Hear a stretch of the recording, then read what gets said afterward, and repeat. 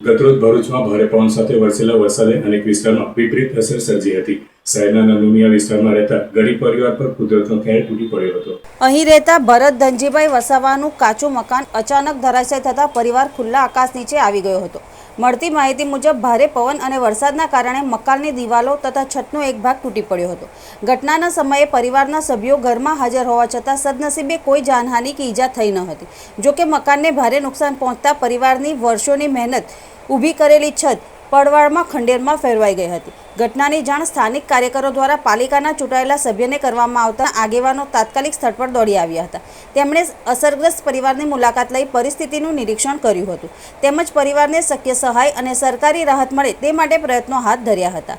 આગેવાનોએ ઘટનાની ગંભીરતાને ધ્યાનમાં લઈને ભરૂચ મામલતદાર સમક્ષ આર્થિક સહાય અને તાત્કાલિક રાહત આપવા રજૂઆત કરી હતી। રાતે મેં અંદર સૂતેલો હતો, રાતે 1-1:30 વાગે તો મારી પાસે સાપરું પડ્યું, પણ કિસ્મતમાં મેં બચી ગયો।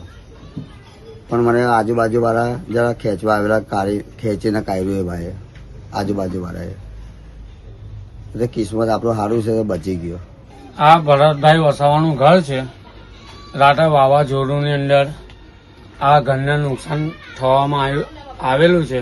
એટલે નગરપાલિકાના મારે એટલી અરજી કરવાની છે કે બચાવવાનું કોઈ નથી ને એકલી હાથે કમાઈને ખાય છે ને આવું તેવું નુકસાન થયેલું છે। તો જે કંઈ તમારાથી મદદ થતી હોય તો આ મદદ કરવા માટે અમે આ તમને અરજી કરી।